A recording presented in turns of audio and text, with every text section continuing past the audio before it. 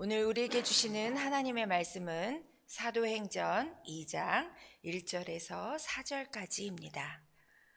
사도행전 2장 1절에서 4절까지 짧기 때문에 우리 한 목소리로 크게 읽도록 하겠습니다.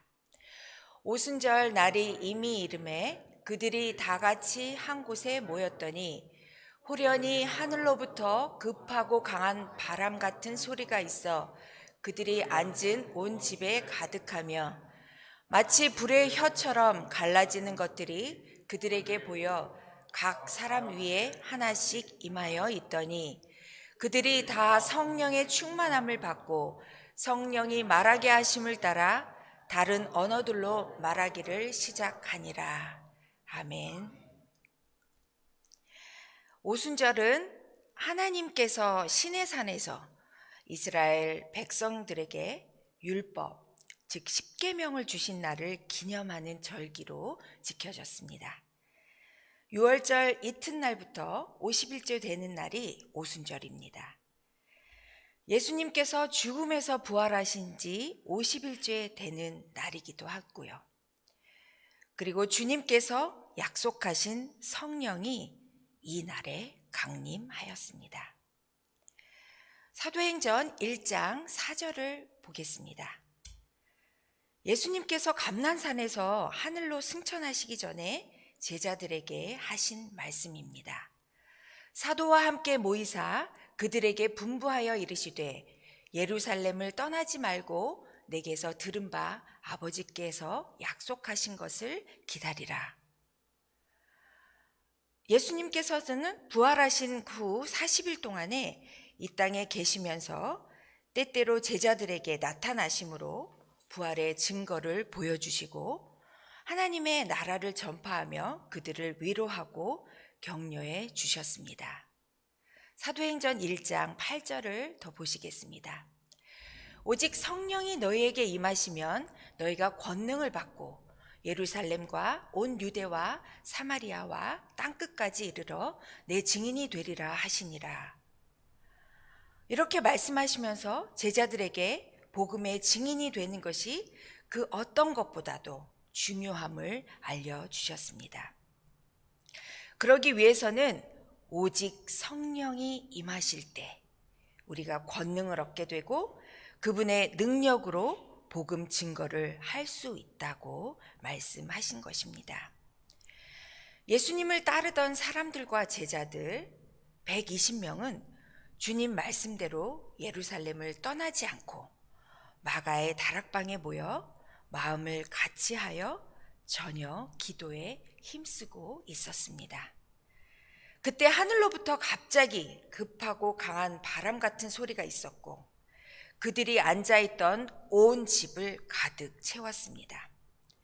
그리고 마치 불 같은 혀들이 갈라지는 것들이 그들에게 나타나 그들 각 사람 위에 임했습니다. 그러자 자리에 있던 모두가 성령으로 충만함을 받고 성령께서 그들에게 말하게 하심을 따라 그들이 다른 방언으로 말하기 시작하였습니다. 그날 그들에게 성령이 임했습니다. 성령이 임하자 그들은 하나님의 큰 일에 대하여 증거하기 시작했습니다. 사실 예수 그리스도의 십자가의 죽음은 제자들에게는 큰 충격이었습니다. 그런 그들에게 예루살렘을 떠나지 말라고 하신 이유는 제자들로 하여금 단결하도록 하기 위함이었습니다. 만일 제자들이 흩어진다면 그들에 의해 세워져야 할 교회가 설 수 없기 때문에 예수님은 예루살렘을 떠나지 말라고 그리고 마음을 같이하여 기도에 힘쓰라고 하셨습니다. 예수님께서 부활하신 후 두려움에 사로잡혀 마음의 문을 꽁꽁 닫고 있던 제자들은 그리고 숨어서 지내던 제자들에게 성령이 임하시니 그들을 예수 그리스도를 전하는 담대한 증인들로 세우시게 됩니다. 사도행전은 바로 이 성령에 충만한 제자들이 어떻게 하나님 나라의 증인들로 살아갔는지 그 이야기를 담고 있습니다. 그렇다면 성령 받은 자들에게 어떤 변화들이 오는지를 살펴볼 필요가 있습니다. 성령 받은 자의 가장 큰 특징은 무엇일까요? 첫 번째로 성령 받은 자에는 증인이 되는 삶, 즉 우리의 삶을 통해 하나님께서 우리에게 행하신 큰 일을 전하며 주님의 십자가의 죽음과 또 부활, 그리고 재림을 두려움 없이 담대하게 나누는 모습일 것입니다. 이것이 바로 예수 그리스도의 참 제자의 모습이고 성령 받은 자의 가장 중요한 특징일 것입니다. 우리 대한민국에도 이 오순절 사건과 같은 일이 있었습니다. 1907년 1월 6일부터 열렸던 평양 장대현 교회에 저녁 집회가 열리는 날이 갈수록 더해져 갔습니다. 그러다 14일 저녁 집회 때 능력의 종으로 말씀을 선포하던 길선주 장로가 회중 앞에서 자신의 죄를 공개적으로 통회하는 일이 일어났습니다. 나는 아간과 같은 자입니다. 나 때문에 하나님이 축복을 주실 수가 없었습니다. 약 1년 전에 내 친구 중 한 사람이 임종시에 나를 자기 집으로 불러서 말하기를, 길장로, 나는 이제 세상을 떠날 것 같으니 내 재산을 잘 정리해 주시오. 내 아내는 셈이 약하기 때문이오. 라고 부탁했습니다. 나는 내가 잘 돌봐 들을 테니 염려 말라고 대답했습니다. 그러나 미망인의 재산을 관리하다 나는 미화 100달러 상당의 금액을 사취했습니다. 나는 하나님의 일을 방해해 온 것입니다. 내일 아침에 그 돈 전액을 미망인에게 돌려드리겠습니다. 길선주 장로의 예기치 않은 이 고백은 그곳에 모인 사람들의 상한 심령을 주님께로 향하기에 충분했습니다.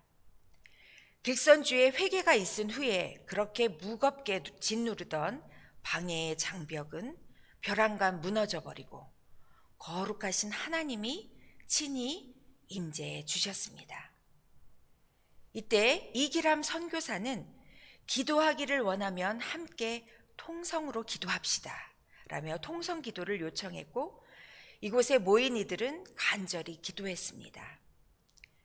길선주 장로의 회개가 마치 뇌관에 불을 붙인 것처럼 되어 청중 가운데 성령의 강한 임재와 통회의 역사가 나타난 것입니다.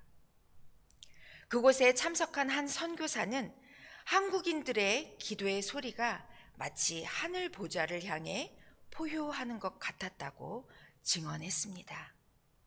이러한 성령의 사건이 우리나라에도 있었던 것을 우리가 살펴볼 때 참으로 우리나라는 축복받은 나라구나 라는 생각을 하게 됩니다.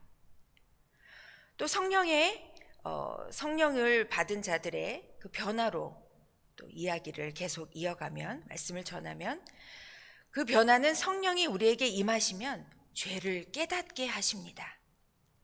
성령의 사역은 세상에 있는 사람들에게 예수님을 믿지 않는 죄에 대해 깨닫게 하심으로 사람들을 죄로부터 구하여 예수님께로 인도하는 것입니다. 길선주 장로의 부끄럽지만 용감한 그의 죄의 고백이 그곳에 모인 성도들의 마음을 통회의 자리로 이끌었습니다. 이것은 놀라운 성령의 역사입니다. 세 번째로 성령으로 충만한 자의 마음에서 나오는 그 언어들은 성령의 인격의 감화에서 나오는 언어들이라 해도 과언이 아닙니다. 그래서 성령으로 충만한 자의 말을 듣고 있으면 그 언어가 풍기는 사람의 향기도 감미롭고 기쁨으로 마음이 밝아져 옴을 느끼게 됩니다. 똑같은 주제를 가지고 대화를 해도 성령으로 충만한 자의 언어는 하나님의 빛 아래에서 하나님을 향하는 마음에서 나오기 때문에 감동이 있고 설득력이 있습니다.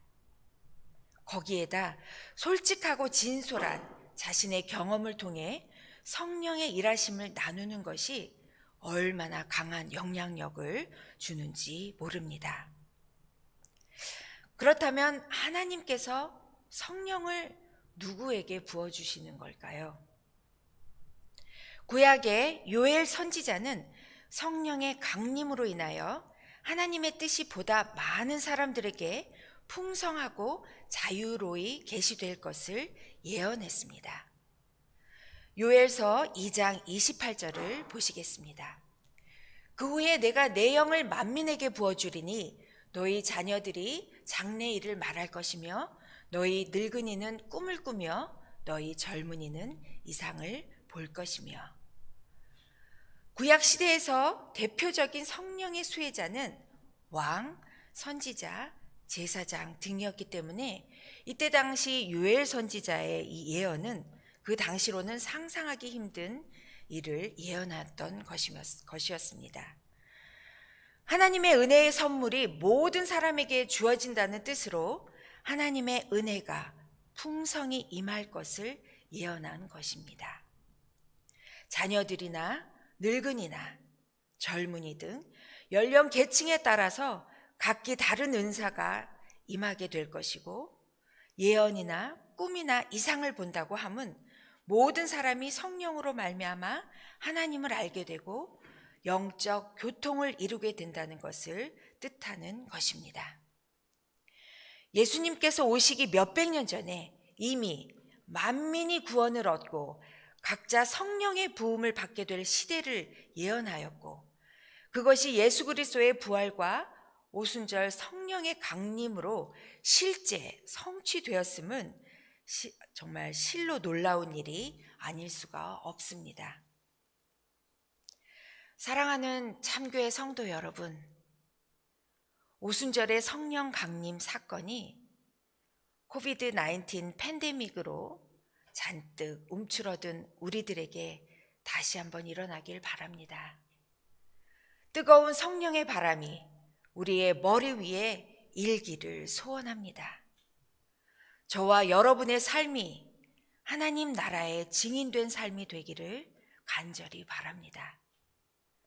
곳곳에서 회개의 물결이 일어나 우리의 죄를 고백하는데 저와 여러분이 용기를 낼 수 있기를 소원합니다. 오순절 날이 이미 이름에 그들이 다 같이 한 곳에 모였더니, 참교회가 마음을 같이하여 전혀 기도에 힘쓰는 모습으로 이 어려운 시기를 잘 이겨내기를 간절히 소원합니다. 기도드리시겠습니다. 은혜로우신 하나님, 참으로